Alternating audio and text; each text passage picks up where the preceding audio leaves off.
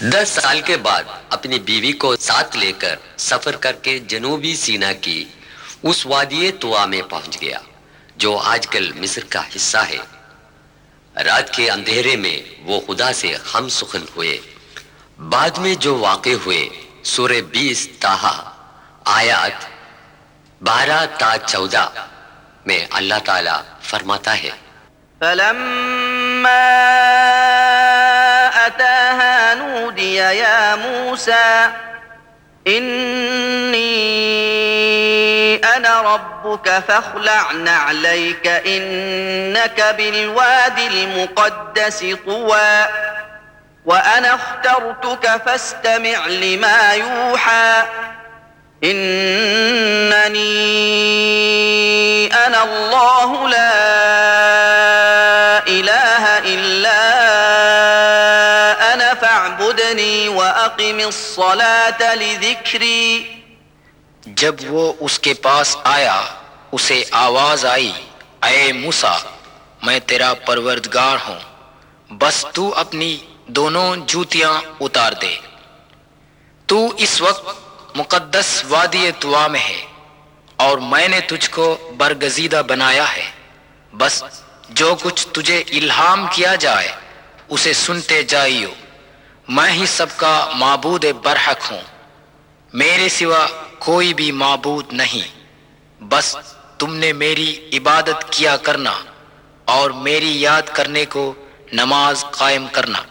Saint Catherine یہ وہ عیسائی کمپلیکس ہے جسے 330 عیسوی میں ایک عیسائی بادشاہ کانسٹنٹین نے تعمیر کی اور سنہ عیسوی 530 میں شہنشاہ جسٹینین کے ایما پر اور کشادہ بنا دیا۔ خدا سے وہ لمبی گفتگو ایک درخت کے قریب سے ہوئی تھی۔ سورہ 28 القصص آیت 30۔ فلما أتاها نودي من شاطئ الوادي الأيمن في البقعة المباركة من الشجرة أن يا موسى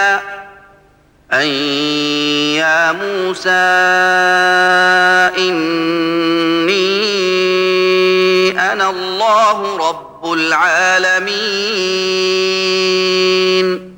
جب موسیٰ اس کے پاس آیا تو میدان کے دائیں کنارے کی طرف سے ایک درخت سے آواز آئی، اے موسیٰ میں بے شک اللہ رب العالمین ہوں۔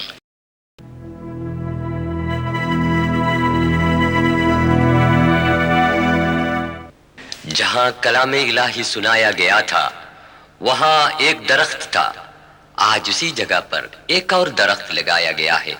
چونکہ اس وقت شعلہ دکھایا گیا تھا اس لیے یہ درخت سلگتے پودے برننگ ٹری کے نام سے مشہور ہے۔ عیسائیوں کی بنائی گئی اس سینٹ کیتھرین کمپلیکس کو محفوظ رکھنے کے لیے سنہ 6 ہجری میں حضرت صلی اللہ علیہ وسلم کا ارسال فرمایا ہوا خط آپ کی فراخ دلی اور مذہبی رواداری کا ثبوت بن کر قائم رہتا ہے۔ اس خط کی کاپی اس کمپلیکس کے اندر محفوظ ہے۔ پھر خدا تعالی نے موسیٰ علیہ السلام کو حکم دیا کہ ہاتھ کی جو لاٹھی ہے اسے زمین پر ڈال دے۔ فوراً وہ ایک سانپ بن گئی۔ جب اس کو پکڑ دیا پہلے کی طرح وہ لاٹھی بن گیا اور ہاتھ بغل میں ملانے سے نہایت سفید نکلے۔ یہ دونوں قوتیں حضرت موسیٰ علیہ السلام کو نبوت کے ثبوت میں معجزہ کے طور پر ملی تھی۔ پھر خدا نے حکم دیا کہ حضرت ہارون علیہ السلام کو ساتھ لے کر فرعون کے پاس جائے۔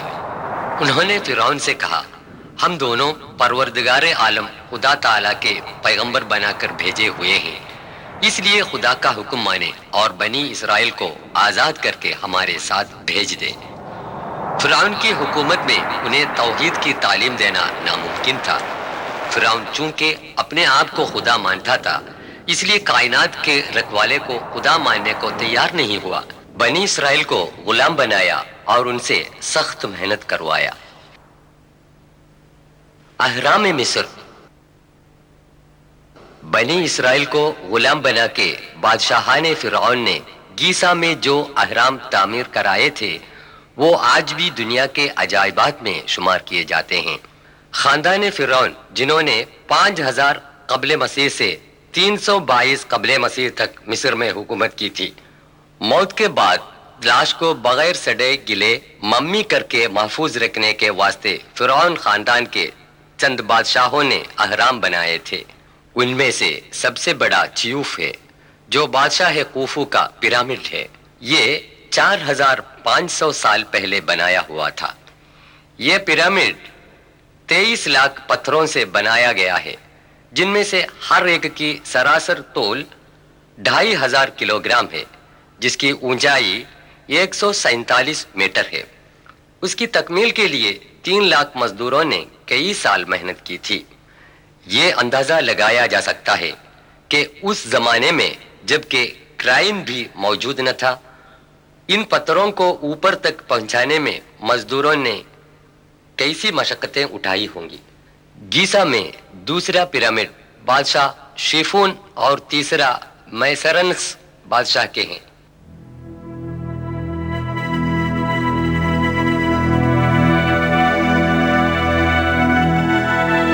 جو چھوٹے نظر آتے ہیں ان کی رانیوں کے ہیں۔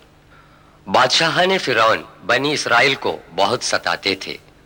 سورہ 7 آیت 129 میں خدا تعالیٰ فرماتا ہے، قالوا أوذينا من قبل أن تأتينا ومن بعد ما جئتنا قال عسى ربكم أن يهلك عدوكم ويستخلفكم في الأرض فينظر كيف تعملون۔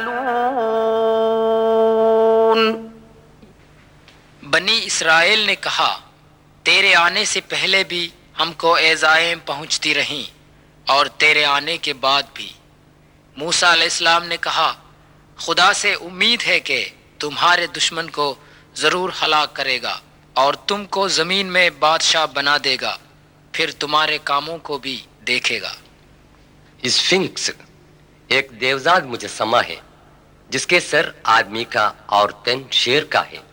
بڑے پتھر میں تراشی ہوئی یہ مورت گیزا میں پیرامڈوں کے قریب ہے۔ صدیوں سے ریت میں ڈسا پڑا ہوا یہ مجسمہ 1816 عیسوی میں دریافت ہوا۔ عربی میں اس کو ابو الحول کہتے ہیں۔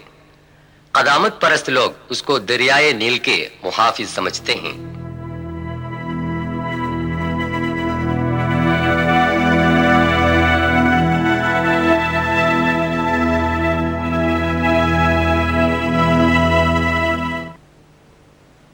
فرعون، وہ چیزیں جو بادشاہان فرعون استعمال کرتے تھے آج مصر کے عجائب خانے میں محفوظ ہیں۔ زیورات، سونے کا پلنگ، سکے،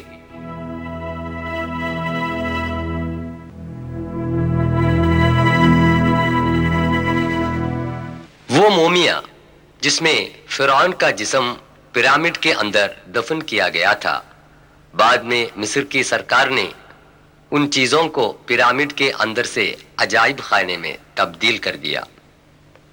یہ سونے کا مومیا ہے۔